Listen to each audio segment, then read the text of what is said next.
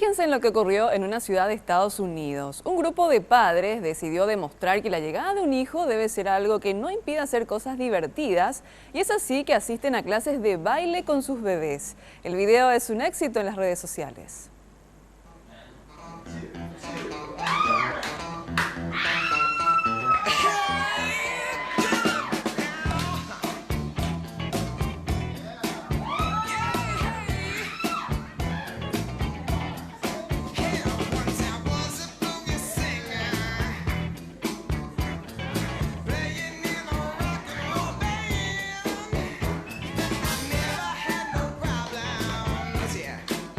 Este grupo de padres decidió dejar atrás las excusas y el sedentarismo, y es así que con sus bebés pequeños se inscribieron a una clase de baile muy especial y sobre todo familiar.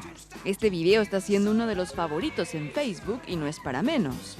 Los padres se mueven al ritmo de la música disco mientras sus mujeres los alientan.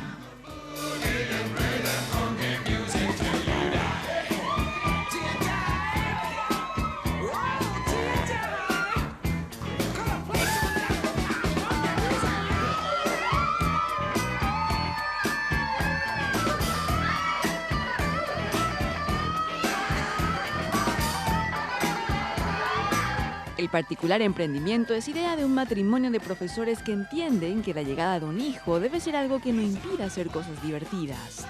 Luego, para terminar la rutina con broche de oro, las madres se unen al divertido grupo de baile.